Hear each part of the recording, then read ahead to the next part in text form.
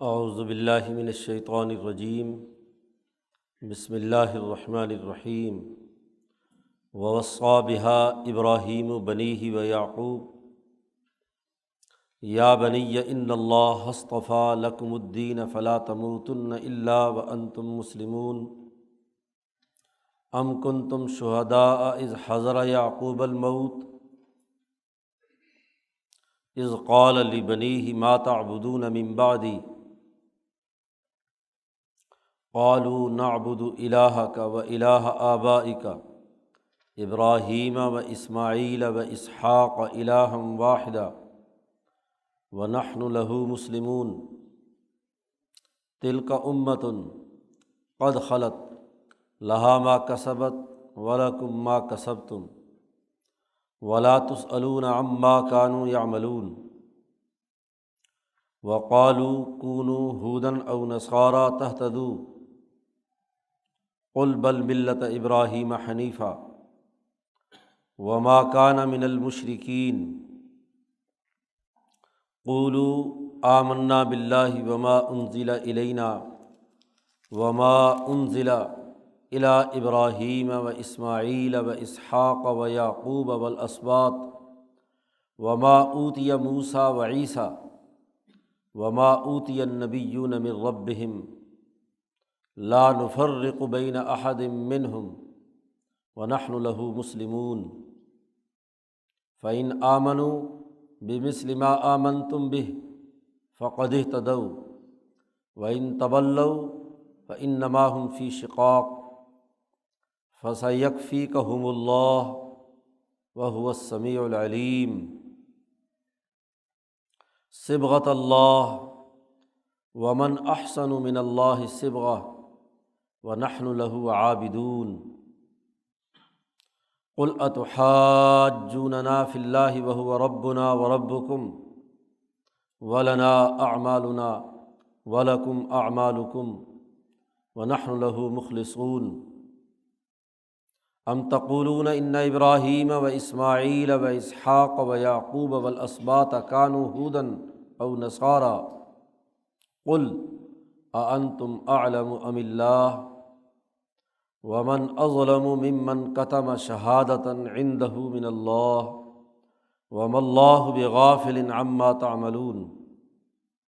تلک امۃ قد خلت لها ما کسبت ولکم ما کسبتم ولا تسألون عما كانوا يعملون۔ بنی اسرائیل کو ان کی خرابیاں بیان کرنے کے بعد انہیں دعوت دی گئی ہے کہ وہ حضرت ابراہیم علیہ السلام کے کامل اور مکمل پروگرام کو قبول کریں۔ ابراہیم کون تھے، انہوں نے کیا کام کیے، اس کا تذکرہ کرنے کے بعد اس حقیقت کی نشاندہی کی ہے کہ حضرت ابراہیم علیہ السلام کے بعد تمام انبیاء کی تعلیمات وہ ابراہیمی ملت کی اساس پر ہی رہی ہیں۔ کبھی ایسا نہیں ہوا کہ ابراہیم علیہ السلام کے بعد کسی نبی نے ابراہیم علیہ السلام کی تعلیمات سے ہٹ کر کوئی دعوت دی ہو۔ یہودی یہ کہتے تھے کہ ابراہیم علیہ السلام نے اپنی اولاد کو یہودیت کی تعلیم دی تھی، عیسائی کہتے تھے نصرانیت کی تعلیم دی تھی۔ تو اللہ پاک نے یہاں اس کی تردید کی اور بتلایا کہ نہیں، یعقوب علیہ السلام کی جب موت کا وقت آیا تو انہوں نے اپنے بیٹوں کو جمع کر کے ان کو جو وصیت کی تھی وہ یہی کہ اللہ نے تمہارے لیے یہ دین حنیفیت منتخب کیا ہے تو مرتے دم تک اسی دین پر تم قائم رہنا۔ اس کا قرآن حکیم نے یہاں تذکرہ کیا ہے۔ ابراہیم علیہ السلام کے اس جامع پروگرام کو ان کی اولاد نے، بالخصوص انبیاء علیہم السلام نے پوری ذمہ داری کے ساتھ نبھایا ہے۔ قرآن حکیم کہتا ہے وصّىٰ بِهَا ابراہیم بنیہ، اور ابراہیم علیہ السلام نے اپنی اولاد کو اسی کی وصیت کی تھی، یہ جو کچھ پیچھے ہم نے تعلیم بتلائی ہے کہ نظریہ اور سوچ پاکیزگی کا، سیاسی نظام امن کا، معاشی رزق کی فراوانی تمام لوگوں کے لیے، اور ایسی جماعت کی تیاری کہ جو اللہ کے احکامات کو پڑھ کر سنائے، اس کی تعلیم دے، اس کا سیاسی نظام بنائے اور انسانی دلوں کا تزکیہ کرے۔ 4 بنیادی فرائض اور ذمہ داریاں ایک سچی جماعت کی ابراہیم علیہ السلام نے اس کی اللہ سے دعا مانگی۔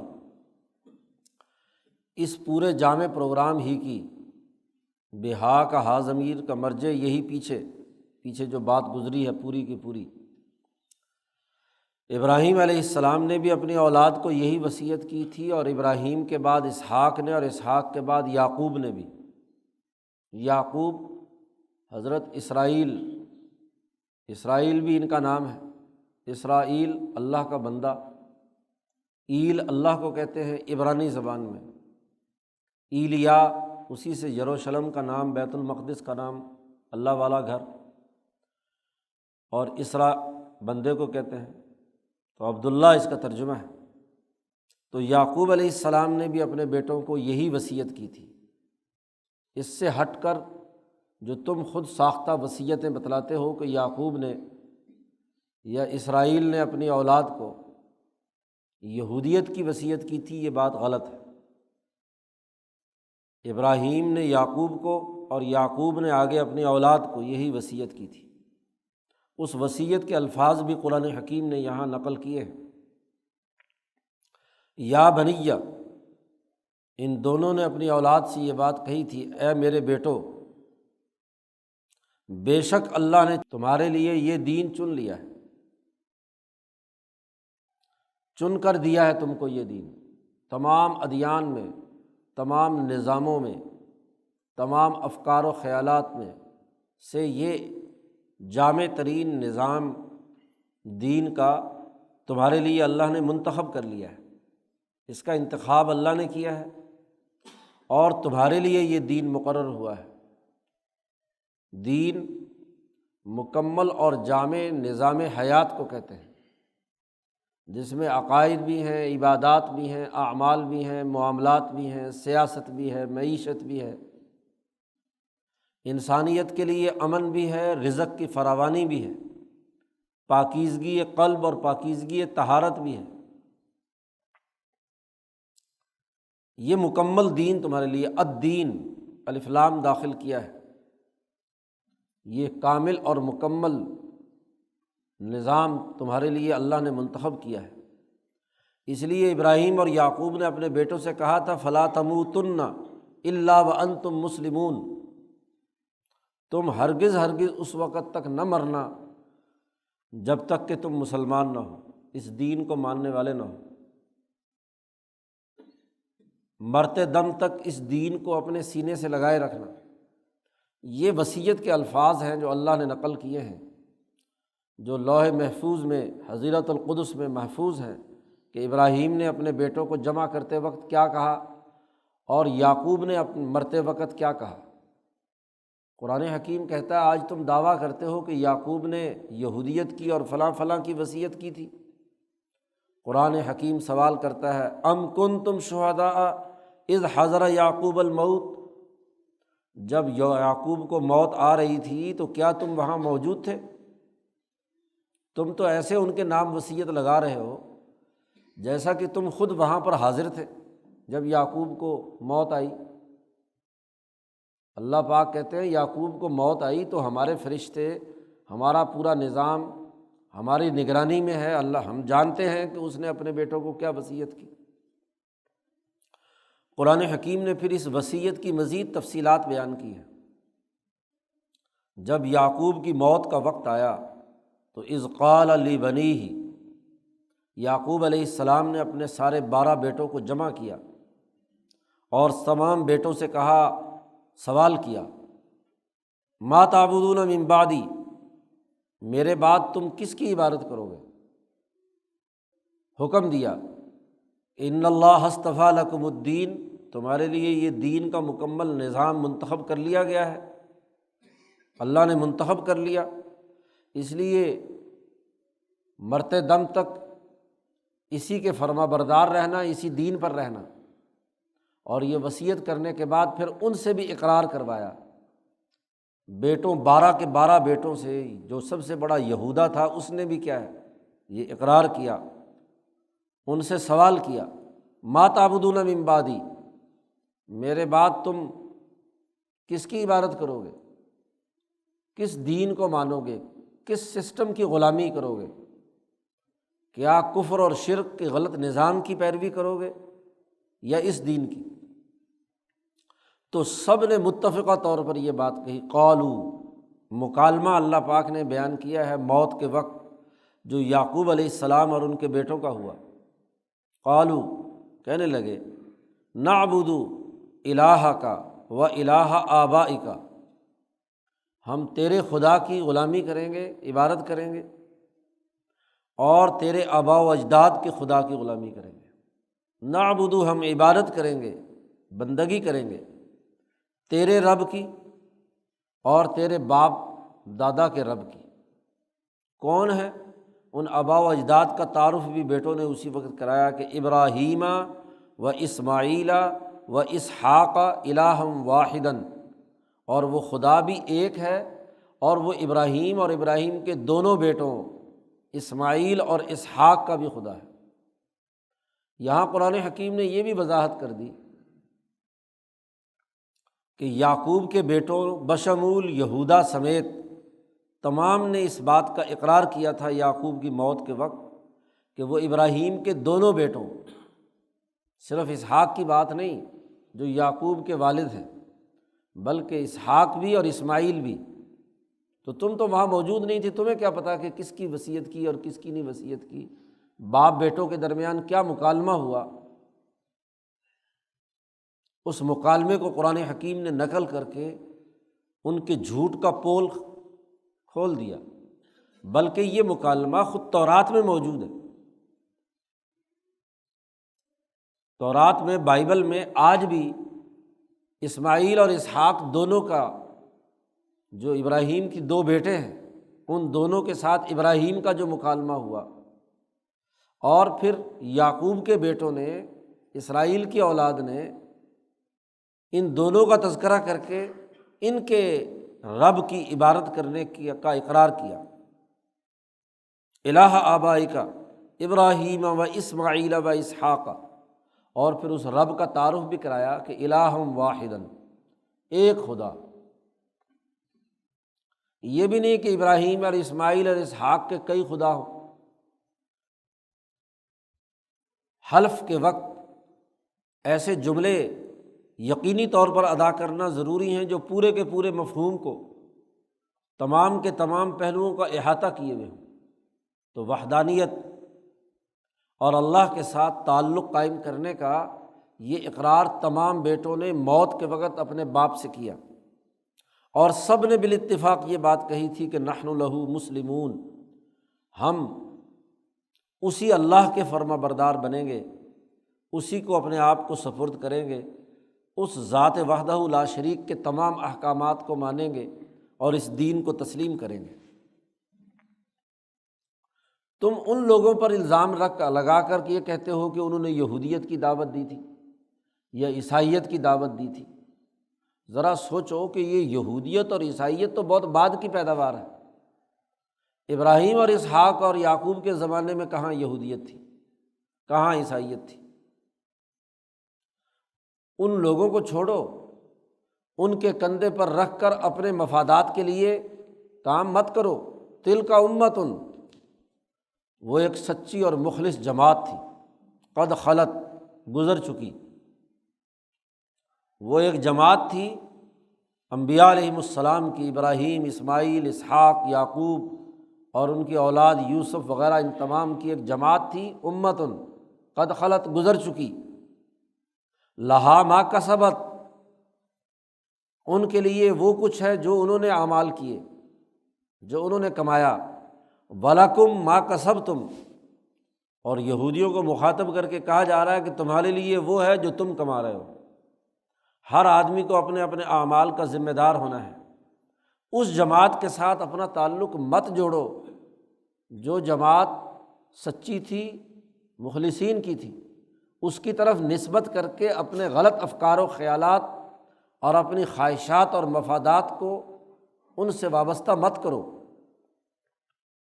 وَلَا تُسْأَلُونَ عَمَّا كَانُوا يَعْمَلُونَ، تم سے بالکل کوئی پوچھ گچھ نہیں ہوگی کہ انہوں نے کیا کیا، تمہارے سے تو تمہاری پوچھ گچھ ہوگی کہ تم نے کیا کیا۔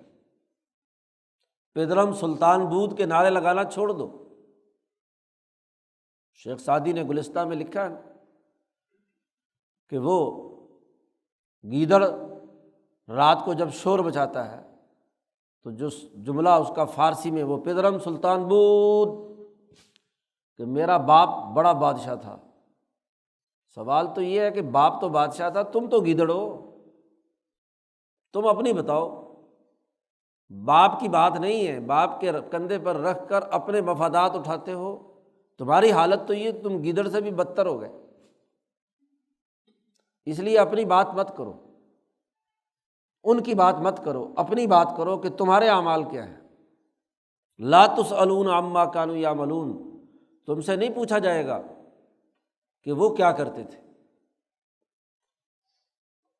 جب قوموں میں زوال آتا ہے، اپنی پستی کی حالت میں ہوتے ہیں، تو وہ اپنے ترقی کے دور کا تذکرہ بڑا کرتے ہیں کہ جی ہم ایسے تھے ویسے تھے، ہماری اتنی بڑی حکمرانی تھی۔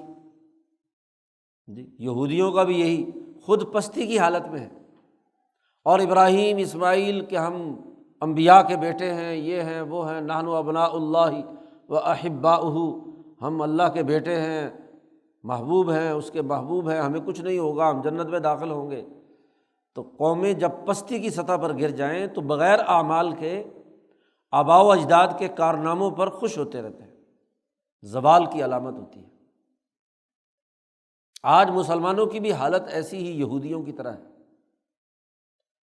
کہ صحابہ کا تذکرہ کریں گے، خلافت راشدہ کا تذکرہ کریں گے، خلافت بنو امیہ کا کریں گے، حضرت عباس کی اولاد میں خلافت عباسیہ کا، خلافت عثمانیہ کا، عثمانیوں نے ہم نے یوں کیا، ہم نے وہ کیا۔ تم اپنی حالت تو دیکھو۔ تلک امۃ قد خلت، وہ امت گزر چکی، صحابہ کی اولو العزم جماعت، بنو امیہ کی، بنو عباس کی، بنو عثمان کی، ان کے لیے ان کے اعمال تھے کہ انہوں نے کام کیا تو دنیا میں غلبہ انہیں حاصل ہوا، حکمرانی کی پوری دنیا پر 1200 سال۔ وَلَكُمْ مَا كَسَبْتُمْ، تمہارے لیے تمہارے اعمال ہیں، تمہارا کردار کیا ہے۔ تم نے غلامی اختیار کر لی، تم نے انگریز سامراج کی اعلی کاری اختیار کر لی، ان کے مفادات کے لیے کام کرتے ہو، ذہن پست ہو گیا، مذہبی رسومات، فرقہ واریت، لڑائی جھگڑے، بد امنی، قتل و غارت گری، معاشی بدحالی میں مبتلا ہو گئے، اور کہتے ہو کہ جی ہم اتنے بڑے بڑے لوگوں کے، اولیاء اللہ کے، بزرگوں کے وارث ہیں، خلفاء اور حکمرانوں کے وارث ہیں۔ وہ جو حضور صلی اللہ علیہ وسلم نے فرمایا تھا کہ تم بھی یہودیوں کے نقش قدم پر چلو گے، جو حرکتیں انہوں نے کی ہیں آباء و اجداد کے نام پر مفاخر بیان کرنے کی، اور خود کچھ نہیں کرنا، اپنا نظریہ پستی کا۔ اب ابراہیم اور ان کے بیٹوں نے حلف لیا کہ ہم ایک اللہ وحدہ لا شریک کے منتخب کردہ دین کو تسلیم کریں گے، اس کو غالب کریں گے، لیکن یہاں غلبے کا نظریہ ختم، مغلوبیت قبول کر لی۔ قرآن حکیم نے ان کو آئینہ دکھایا اور کہا کہ جن لوگوں کی بات کر رہے ہو وہ جماعت تو مخلصین کی تھی، چلی گئی، تم اپنے اعمال بتاؤ کہ کیا ہے۔ پھر ایک اور بات جو تم دعویٰ کرتے ہو کہ لوگوں یہودی ہو جاؤ تو بس ہدایت پا جاؤ گے، عیسائی کہتے ہیں عیسائی ہو جاؤ تو تم ہدایت پا جاؤ گے۔ وقالو، یہ لوگ کہتے ہیں کونوا ہودن او نصارا تہتدوا، تم یہودی ہو جاؤ یا نصرانی ہو جاؤ، عیسائی ہو جاؤ تو ہدایت پا جاؤ گے، یہ تم کہتے ہو۔ آپ کہہ دیجئے قل، یہودی اور عیسائی ہونے سے نہیں بات ہے، بل ملت ابراہیم حنیفہ، بلکہ ابراہیمی ملت کی اتباع، اور وہ بھی یکسو ہو کر۔ یہ نہیں کہ کچھ ابراہیم کی بات لے لی، کچھ ادھر سے لے لی، کچھ ادھر سے لے لی، کوئی مرغوبہ بنا لیا، بل ملت ابراہیم حنیفہ۔ حنیف کہتے ہیں جو اپنے نظریے پر یکسو، ثابت قدم اور ہر امتحان میں کامیاب ہونے والا ہو، وہ حنیف ہے۔ تو ملت ابراہیم، اور وہ ابراہیم جو حنیف تھے، یکسو تھے اللہ کی طرف اپنے نظریے پر، اپنی جد و جہد اور کوشش میں۔ تم تو کبھی ادھر ہوتے ہو، کبھی ادھر ہوتے ہو، کبھی ادھر کبھی ادھر، مفادات کی طرف گھومتے رہتے ہو۔ ایک زمانے میں ایک نظریہ بناتے ہو، اگلے زمانے میں وہ نظریہ بدل دیتے ہو، کہتے ہیں بڑی غلطی ہو گئی۔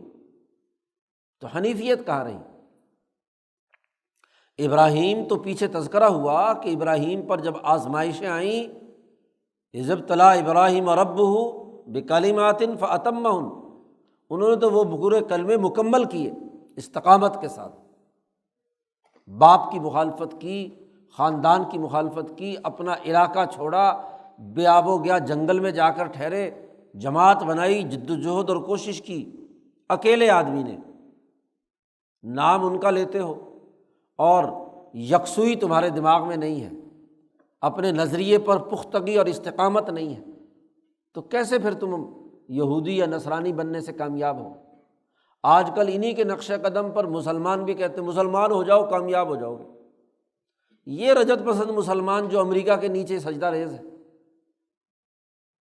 یہ غلام، یہ پست، یہ جو حنیف نہیں ہے، اپنے نظریے پر یکسو نہیں ہے، وہ یورپ کے اور سامراجی اور مادی نظریے کو بھی دین پر ترجیح دیتا ہے، دین کے نظام پر ترجیح دیتا ہے، نماز روزے میں اللہ کو مانتا ہے، سیاست اور معیشت میں ظلم کے نظام کو قبول کرتا ہے۔ وہی جو یہودیوں کی خصلت پیچھے گزری تھی کہ افتؤمنون ببعض الکتاب وتکفرون ببعض، نماز روزے اور رسومات میں مذہبی ہو، اور قتل و غارت گری اور انسان دشمنی میں تم سامراج کے اعلی کار ہو، اپنے بھائیوں کو قتل کرتے ہو، اپنے ملکوں کو تباہ و برباد کرتے ہو، اپنی نسلوں کی قتل و غارت گری کا ارتکاب کرتے ہو۔ یہ آیات غور و فکر کی دعوت دیتی ہیں۔ وما کان من المشرکین، جس ابراہیم کی ملت کی اتباع کی ضرورت ہے وہ شرک کرنے والوں میں سے نہیں تھا۔ ابراہیم نے کبھی شرک نہیں کیا، جو عبادت کا نظریہ تھا وہ بھی، جو سیاست کی سوچ تھی وہ بھی، جو معیشت کی سوچ تھی وہ بھی، اور سوسائٹی کی تشکیل میں کسی دوسری طاقت، کسی دوسری قوت کو شریک کبھی نہیں کیا انہوں نے، حنیف تھے وہ۔ اس لیے بات ابراہیم علیہ السلام کی ملت کی کرو، یہ جو فرقہ وارانہ گروہیتیں، یہودیت، نصرانیت اور آج منافقت کی بنیاد پر اسلام والوں نے بنا لی، ان کو چھوڑو، بلکہ کیا کرو، قولو، کہو، حلف اٹھاؤ اس بات کا، کیا؟ آمنا باللہ، ہم اللہ پر ایمان لائے، وما انزل الینا، اور ہر اس تعلیم پر ایمان لائے جو اللہ نے ہم پر نازل کی، یعنی تورات اور انجیل بنی اسرائیل پر جو نازل کی، اس پر بھی ایمان لاؤ۔ اور وما انزل الی ابراہیم و اسماعیل و اسحاق و یعقوب والاسباط، اور اس پر بھی ہم ایمان لاتے ہیں جو ابراہیم، اسحاق، اسماعیل، اسحاق، یعقوب والاسباط، اور ان کی پوری اولاد پر، یعقوب کی اولاد، اسرائیل کی اولاد پر، وہ یوسف علیہ السلام ہوں، موسیٰ علیہ السلام ہوں، داؤد علیہ السلام ہوں، سلیمان علیہ السلام ہوں، عیسیٰ علیہ السلام ہوں، ان تمام اولادوں پر جو کچھ نازل ہوا ہے۔ سچا مسلمان وہ ہے جو اس بات کا اعلان کرے کہ آمنا باللہ، اللہ پر ایمان لایا، اور وما انزل الینا، جو ہم پر نازل ہوئی کتاب مقدس قرآن حکیم، اور وہ جو ابراہیم، اسحاق، اسماعیل، یعقوب، ان کی اولاد وما اوتی موسیٰ و عیسیٰ، اور ہم اس پر بھی ایمان لائے جو موسیٰ اور عیسیٰ کو دی گئی، یعنی تورات اور انجیل۔ پوری اولاد کا پہلے تذکرہ کیا، اور پھر پوری اولاد میں دو نبیوں کا خاص طور پر ذکر کیا، موسیٰ علیہ السلام پر تورات کا اور عیسیٰ علیہ السلام پر انجیل کا۔ پھر مزید وضاحت کی، وما اوتی النبیون من ربہم، دنیا بھر کے کہیں بھی کسی خطے میں کوئی نبی بھی سچی تعلیم اللہ کی لے کر آیا، جو نبی بھی آیا ہم اس پر بھی ایمان رکھتے ہیں۔ دنیا کو کوئی قوم اور بستی ایسی نہیں ہے جہاں انبیاء نہ آئے ہوں۔ وَإِن مِّن قَرْيَةٍ إِلَّا خَلَا فِيهَا نَذِيرٌ، اللہ پاک نے ارشاد فرمایا کہ دنیا میں کوئی بستی ایسی نہیں ہے جہاں ہم نے کوئی نہ کوئی نذیر، ڈرانے والا نہ بھیجا ہو۔ دنیا کی تمام اقوام میں انبیاء آئے ہیں، یہاں تو صرف ان انبیاء کا تذکرہ ہے جو حجاز میں، مشرق وسطیٰ میں، یہ فلسطین اور مکہ مکرمہ کے علاقے میں جو انبیاء آئے ہیں یہاں ان کی بات ہو رہی ہے، کیونکہ عرب لوگ اور یہاں کے یہودی اور عیسائی ان سے متعارف تھے، ان کے تو نام لے دیے۔ باقی مشرق و مغرب کے تمام خطوں میں، ہندوستان میں، چین میں، روس میں، مشرق وسطیٰ، وسطی ایشیائی علاقوں میں یا افریقہ میں، یورپ میں، جہاں بھی کوئی نبی آیا ہے، وما اوتی النبیون من ربہم، تمام انبیاء جو حضرت محمد مصطفیٰ صلی اللہ علیہ وسلم سے پہلے دنیا میں کسی بھی خطے میں رہے ہیں، ہم ان تمام انبیاء کی تعلیمات پر ایمان رکھتے ہیں۔ یہ ہے مسلمان ہونا۔ یہ فرقہ وارانہ گروہیتیں چھوڑ دو، یہودیت اور نصرانیت اور منافقت کے ساتھ اسلام کی باتیں چھوڑ دو۔ صدق دل کے ساتھ سچا مسلمان وہ ہے جو لا نفرق بین احد منہم، ان انبیاء کی میں سے کسی کے درمیان کوئی تفریق نہیں کرتا کہ یہ ہندوؤں کا نبی ہے، یہ ایرانیوں کا نبی ہے، یہ چینیوں کا نبی ہے، اور یہ افریقیوں کا نبی ہے، ہم تو صرف حجازی نبی مانیں گے، یا ابراہیم کی اولاد میں سے صرف اسحاق علیہ السلام کی اولاد کو مانیں گے، یا صرف ان میں سے بھی موسیٰ کو مانیں گے، دوسرا کہتا ہے ہم صرف عیسیٰ کو مانیں گے۔ نہیں، اب محمد مصطفیٰ صلی اللہ علیہ وسلم جو پوری بین الاقوامی سطح پر تمام اقوام عالم کی طرف مبعوث ہوئے ہیں، اور حضور کی آمد سے پہلے دنیا کی ہر قوم میں جہاں جہاں بھی اللہ کا کوئی نبی آیا اور اس پر کوئی سچی تعلیم نازل ہوئی ہے، تو ان تمام انبیاء کی تعلیمات پر ہم ایمان رکھتے ہیں، کیونکہ انہوں نے جو دعوت دی ہے وہ توحید کی ہے، رسالت کی ہے، آخرت کی ہے، انسانی سوسائٹی کے سچے ارتفاقات کی ہے، امن کی ہے، عدل کی ہے، رزق کی فراوانی کی ہے، لوگوں کو پاکیزہ بنانے کی ہے، دلوں کی صفائی ستھرائی کی ہے۔ اس لیے آپ دیکھیے کہ دنیا بھر کے تمام مذاہب میں آج جتنے بھی موجود ہیں ان تمام میں وہ تمام تعلیمات متفق ہیں۔ شراب ہر ایک کے نزدیک حرام ہے، زنا ہر ایک کے نزدیک حرام ہے، جھوٹ بولنا ہر قوم کے نزدیک حرام ہے۔ یہ انبیاء کی تعلیمات ہیں۔ جیسے تورات میں، انجیل میں، اوستا میں، رگ وید میں، یہ جتنی بھی ہندوؤں کی اور کنفوشس کی تعلیمات میں، کون سے دنیا میں ایسا اخلاقی مصلح ہے جس نے ان تمام بددیانتیوں، خوف زدگی، دہشت گردی، قتل و غارت گری، کسی کے رزق پر قبضہ، جھوٹ، بددیانتی، زنا، شراب، اس کو حلال قرار دیا ہو؟ تمام متفق ہیں کہ حرام ہے۔ پاکستانی عجیب ہے، منافقت کا حال کیا ہے کہ مسلمانوں کے لیے تو شراب حرام ہے، اور غیر مسلم اقلیت کے نام پر شراب پیتے ہیں مسلمان۔ آئین میں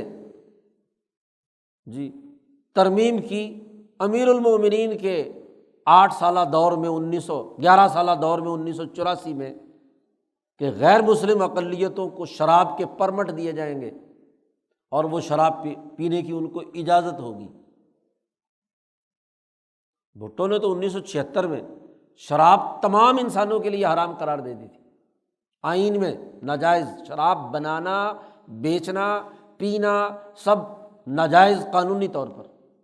تو ماشاءاللہ اسلامی دور آیا ضیاء الحق صاحب کا، اور 1984 میں کیا ہے، اس میں ترمیم کی گئی، آئین میں ترمیم کی گئی کہ شراب غیر مسلموں کو پینے کی اجازت ہوگی۔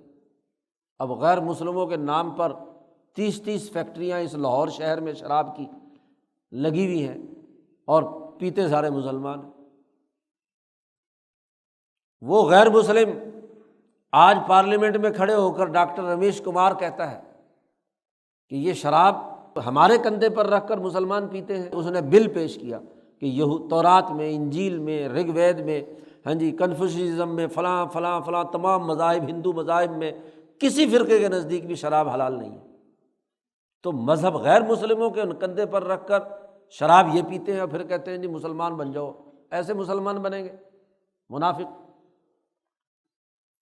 قرآن کہتا ہے لا نفرق بین احد منہم، ہم ان تمام انبیاء میں سے کسی کے اندر کوئی تفریق نہیں کرتے، اور وَنَحْنُ لَهُ مُسْلِمُونَ، ہم اسی پروردگار کے فرما بردار ہیں، اسی کے دین کو تسلیم کرنے والے ہیں۔ اس آیت میں ایمانیات کا جامع نقطہ نظر، مسلمان ہونے کا مطلب اور مفہوم قرآن حکیم نے بیان کر دیا۔ قولو، اس بات کا اقرار کرو، اس بات کو تسلیم کرو کہ آمنا، ہم ایمان لائے ہیں۔ ابراہیم اور ان کی اولاد کے انبیاء کا ذکر کیا اور پھر دنیا بھر کے انبیاء کا ذکر کیا۔ وما اوتی النبیون من ربہم، قرآن کہتا ہے فإن آمنوا بمثل ما آمنتم بہ، صحابہ کا ایمان یہ ایمان تھا کہ بلا تفریق تمام انبیاء پر ایمان لانے والے تھے۔ تو قرآن حکیم ان یہودیوں کے بارے میں کہتا ہے فإن آمنوا، اگر یہ بھی ایمان لائیں بمثل ما آمنتم بہ، جیسے تم، صحابہ کو مخاطب کر کے کہا جا رہا جیسے تم ایمان لائے ہو، تو فقد اہتدوا، پھر وہ ہدایت یافتہ ہیں۔ یہودی فرقہ اختیار کر کے، عیسائی فرقہ اختیار کر کے، یا اسلام کو منافقت سے قبول کر کے ہدایت کی بات کریں تو یہ غلط ہے۔ اسی لیے مسلمان منافقوں کا یہودیوں سے پہلے تذکرہ کیا پورا رکوع میں۔ یہودیت کا تو ایک پاؤ کے بعد تذکرہ قرآن حکیم نے خرابیاں بیان کرنی شروع کی ہیں۔ منافق مسلمانوں کا تذکرہ دوسرے رکوع سے ہی شروع کر دیا کہ وَمِنَ النَّاسِ مَن يَقُولُ آمَنَّا بِاللَّهِ، لوگوں میں سے کچھ لوگ ہیں جو ایمان کے دعوے دار ہیں لیکن وما ہم بمؤمنین، وہ مسلمان نہیں ہیں۔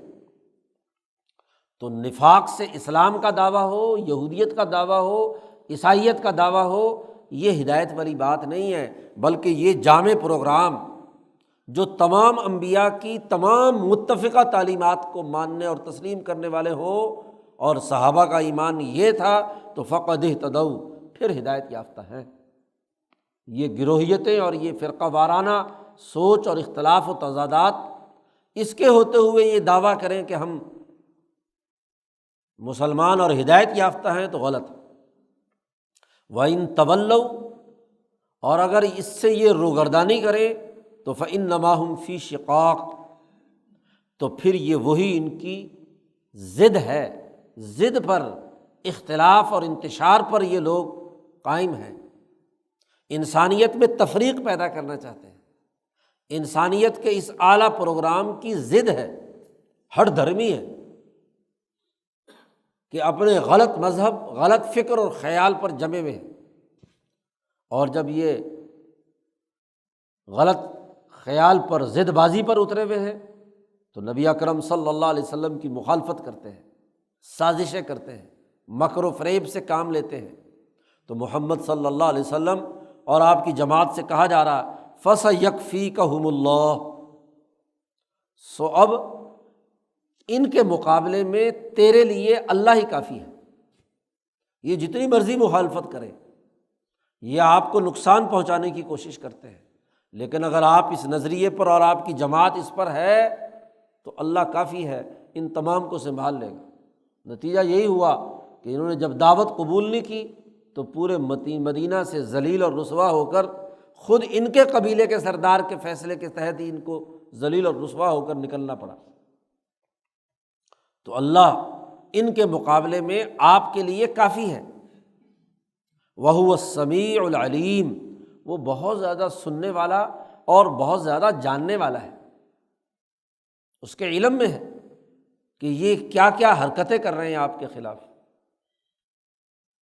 جب سچی تعلیم پر انبیاء قائم ہوتے ہیں تو ان کی مخالفت کی جاتی ہے، ان پر فتوے لگائے جاتے ہیں، مجنون ہے، ساحر ہے، کیسی باتیں کرتا ہے، آج کل کے مذہبی پروہتوں پر تنقید کرتا ہے، مذہبی علماء سو کا تذکرہ کرتا ہے۔ تو اللہ پاک نے فرمایا کہ اللہ تعالیٰ خوب سننے والا اور جاننے والا ہے، اور جو اللہ کے سچے دین پر قائم ہے ہم اس کے پشتیبان ہیں، اللہ ہی اس کے لیے کافی ہے، یہ سب بھی اکٹھے ہو جائیں تو کچھ نہیں بگاڑ سکتے۔ اس لیے قرآن حکیم نے دوسری جگہ پر فرمایا لن یضروکم الا اذی، یہ تمہیں معمولی سی تکلیف جسمانی تو پہنچا سکتے ہیں لیکن یہ تمہیں شکست نہیں دے سکتے، اور جب کوئی طاقت زوال پذیر ہو جائے، فرسودگی کی حالت میں ہو، تو توانائی اور طاقت اس کے اندر خود نہیں ہے، وہ مقابلہ کیا کرے گی؟ وہ سارا بھانمتی کا کنبہ بھی جوڑ لے، سارے مذہبی رہنما بھی جمع ہو جائیں تو کوئی نتیجہ پیدا نہیں ہو سکتا، کیونکہ مفاد پرست ہے، کبھی اکٹھے نہیں ہوتے، کیونکہ ہر ایک کا مفاد دوسرے سے متضاد ہوتا ہے۔ پھر ایک اور بات بھی وہ کہتے تھے کہ جی عیسائی اور نصرانی ہو جاؤ، کیونکہ عیسائیت اور نصرانیت کا ایک رنگ ہے۔ یوحنا نبی نے، تورات میں ہے، یوحنا نبی نے بتلایا کہ عیسیٰ علیہ السلام کو بپتسمہ دیا گیا تھا، اور عیسیٰ علیہ السلام کی بنیاد پر انہیں کوئی ایک اپنا یلو قسم کا کلر جو ہے وہ اس کو پانی میں ڈالتے ہیں، اور بچہ پیدا ہوتے ہی اس میں ڈبکی لگاتے ہیں تو ایک رنگ چڑھاتے ہیں اس کے اوپر کہ جی یہ عیسائیت کا رنگ ہے۔ تو ہمارے پاس ایک رنگ ہے، ان کا دعویٰ یہ تھا۔ یہ مسلمان جو ایمان کی دعویٰ کر رہے ہیں ان کے پاس تو کوئی رنگ ہی نہیں، پیدائش کے وقت ان کے اوپر کوئی رنگ نہیں ہوتا، یہ سارے ایک جیسے ہی ہوتے ہیں، بے رنگ۔ تو ہمارے پاس تو ایک رنگ ہے مذہب کا، تو جو عیسائی ہوتا ہے یا یہودی ہوتا ہے اس کو ایک خاص قسم کے رنگ کے اندر رنگا جاتا ہے، بپتسمہ دیا جاتا ہے۔ حالانکہ اسی یوحنا نے، اسی تورات میں یوحنا نبی کہتے ہیں کہ عیسیٰ نے بپتسمہ لیا اور آگے بھی دیا، لیکن ایک آخر میں ایک رسول آئے گا جو آگ کے ذریعے سے اور ٹھنڈے پانی کے ذریعے سے ایسا بپتسمہ دے گا کہ اس جیسا رنگ کسی کا نہیں ہوگا، وہ بہت طاقتور ہوگا۔ تو یہ پیشین گوئی نبی اکرم صلی اللہ علیہ وسلم کے لیے خود یوحنا نبی تمہاری کتاب میں متا میں یہ بات کہتے ہیں۔ آپ دیکھیے کہ اللہ نے اسی کا یہاں پر ذکر کیا، صبغۃ اللہ۔ تم کہتے ہو تمہارے پاس یہ خاص قسم کا کوئی کلر ہے، اس رنگ سے کیا ہے تمہاری شناخت ہے؟ ہر قوم کسی نہ کسی رنگ کے پیچھے دوڑتی ہے، ہر کمپنی بھی اپنا کسی نہ کوئی رنگ منتخب کر لیتی ہے کہ ہمارا یہ رنگ ہے۔ پاکستانیوں نے بھی ایک سبز رنگ اپنے لیے اختیار کیا ہوا ہے۔ تو اللہ پاک نے فرمایا صبغۃ اللہ، یہ جو مسلمانوں کا رنگ ہے یہ اللہ کا رنگ ہے، اور ہم نے یہ اللہ کا رنگ قبول کیا ہے۔ صبغۃ اللہ یہ مفعول ہے اور یہاں محذوف ہے کہ قبلنا، ہم نے قبول کیا ہے اللہ کا رنگ۔ اور اللہ کے رنگ سے بڑھ کر کون سا رنگ ہوگا؟ اور وہ اللہ کا رنگ کیا ہے کہ انسان کا جب اللہ کے ساتھ سچا تعلق قائم ہوتا ہے، حضیرت القدس کے ساتھ اس کا تعلق قائم ہوتا ہے، اس کی روح اس حضیرت القدس کے انوارات کے ساتھ ایمان لا کر جڑتی ہے، تو اس تجلی الہی کا رنگ اس کے قلب پر ظاہر ہوتا ہے۔ عبادت الہیہ کا ایک خاص رنگ ہے، اس رنگ کا تذکرہ خود آگے قرآن نے کہا وَمَنْ أَحْسَنُ مِنَ اللَّهِ صِبْغَةً، اور اللہ سے بڑھ کر کس کا بہترین رنگ ہوگا؟ باقی سارے رنگ تو پھیکے پڑ جائیں گے، وقتی اور عارضی ہوتے ہیں، تھوڑی دیر کے لیے ہے اور ختم ہو گیا، لیکن جو اللہ کا رنگ، جس کا قلب اللہ کے ساتھ جڑ گیا، اللہ کے انوارات کے روشنی میں آ گیا، نبی کی حضرت القدس کی تعلیمات کے تابع بن گیا، تعلیمات اس پر چھا گئیں، تو اس سے بڑا رنگ کس کا ہوگا؟ اور وہ رنگ کون سا ہے؟ عابدون ونحن لہ عابدون، ہم اس کے عبادت کرنے والے ہیں۔ جب انسان پر اللہ کا رنگ چڑھتا ہے اور وہ اللہ کے تعلق سے عبادت کرتا ہے، خدمت کرتا ہے، امن قائم کرتا ہے، رزق کی فراوانی کا کام کرتا ہے، ارتفاقات درست کرتا ہے، اقترابات سر انجام دیتا ہے، اللہ کے تعلق سے، صرف اللہ کے لیے، کسی یتیم کی مدد کرتا ہے، کسی مسکین کے کام آتا ہے، کسی پسماندہ قوم کو ترقی دینے کے لیے جد و جہد اور کوشش کرتا ہے، یہ عبادت کا رنگ ہے۔ وہی رنگ جس کا ابراہیم کی اولاد نے حلف اٹھاتے وقت کہا تھا نعبد، تو یہ عبادت کا رنگ ہے۔ اصل رنگ تو اللہ کے سامنے عبدیت کا ہے کہ اس کے احکامات کے سامنے سرنڈر ہو کر اپنی زندگی کے تمام اعمال، افعال، اقوال، تمام چیزیں اس عبادت کے رنگ میں رنگے جائیں۔ اللہ کے لیے کھانا، اللہ کے لیے پینا، اللہ کے لیے چلنا، اللہ کے لیے کام کاج کرنا، اللہ کے لیے انسانیت کی خدمت کرنا، اپنی ذاتی خواہش، اپنے ذاتی تقاضے، اپنے تمام چیزیں ختم کر دیجیے۔ شیخ عبد القادر جیلانی رحمۃ اللہ علیہ فرماتے ہیں کہ انسان کی اصلاح تبھی ہوتی ہے کہ جب وہ اپنے خواہش، اپنے ارادے، اپنے نفس اور اپنے تمام دائروں سے نکل کر صرف اور صرف اللہ کے تقاضے سے کوئی کام کرے اور اس کے حکم کے مطابق کرے۔ تو جو ایک سچا مسلمان بنتا ہے اور اللہ پر جب ایمان لاتا ہے تو یہ جو عبادت الہیہ کا رنگ اس پر چڑھ گیا، اب اس سے بڑا کوئی رنگ ہے؟ کوئی رنگ نہیں۔ ومن احسن من اللہ صبغہ، اللہ کے رنگ کے مقابلے میں کس کا رنگ زیادہ خوبصورت ہوگا؟ ایس محمد صلی اللہ علیہ وسلم آپ ان سے کہہ دیجئے قل اتحاجوننا فی اللہ وہو ربنا وربکم۔ قرآن حکیم ہر پہلو سے ان یہودیوں اور عیسائیوں کو سمجھا کر اپنی دعوت دیتا ہے، کیا تم ہم سے جھگڑتے ہو اللہ کے بارے میں؟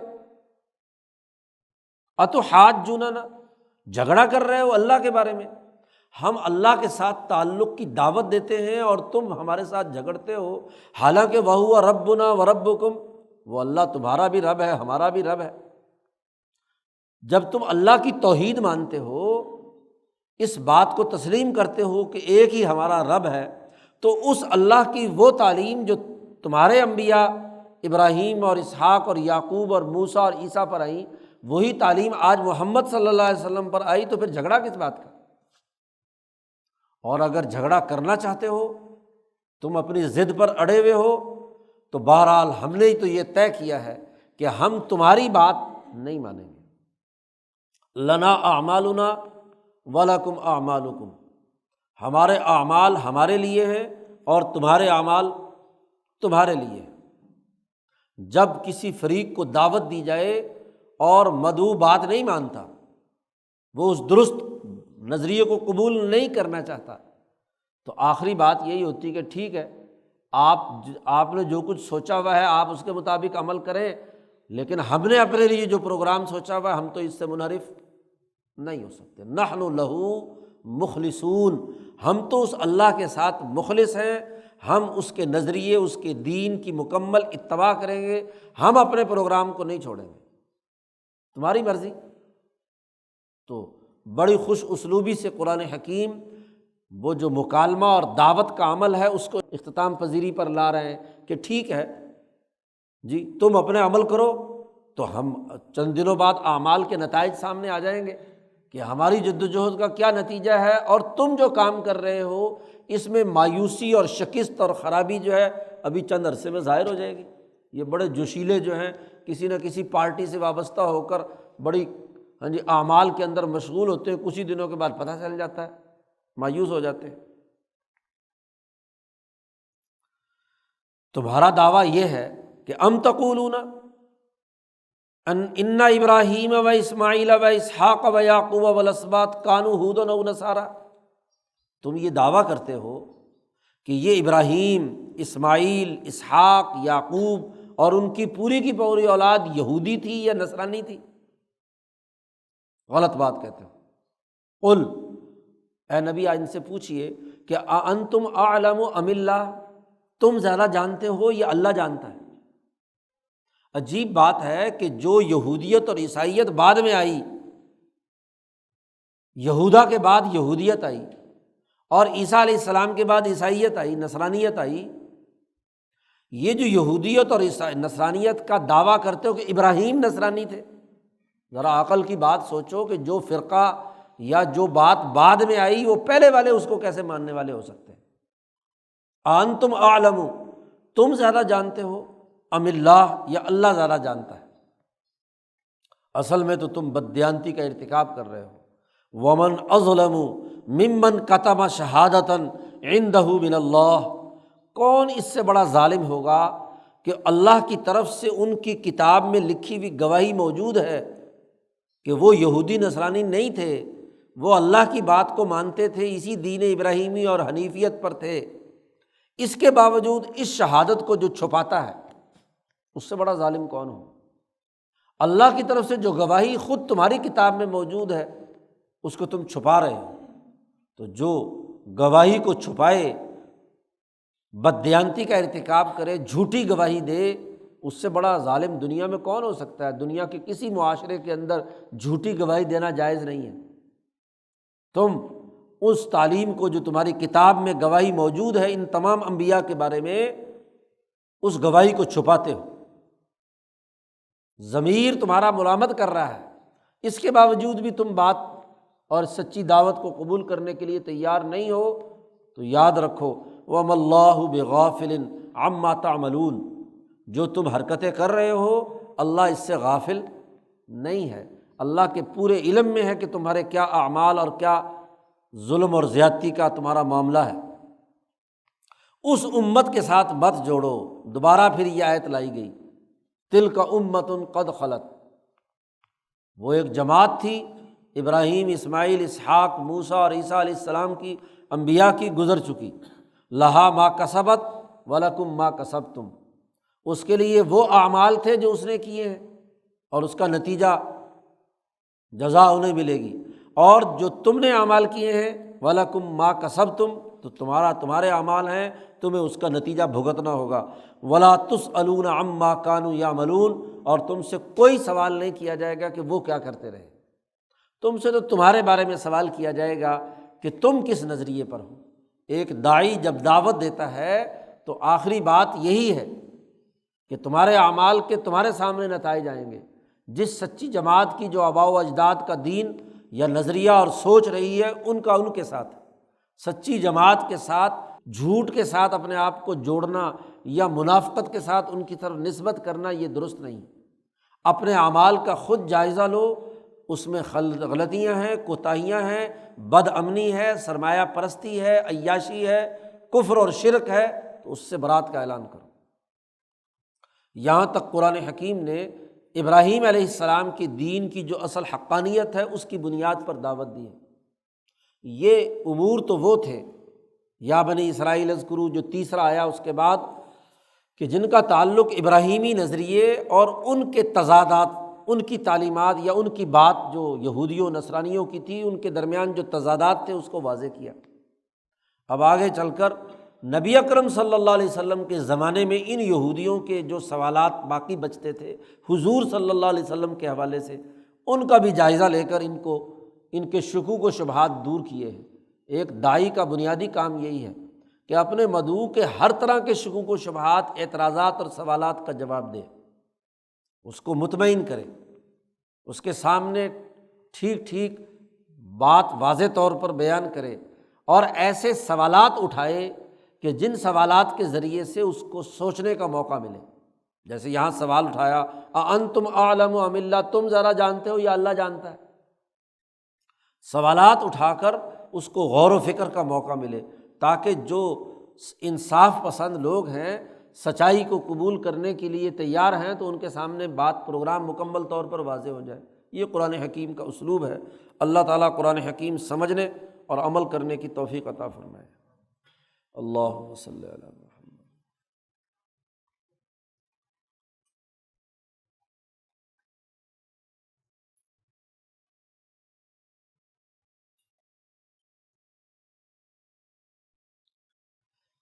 اجمعین۔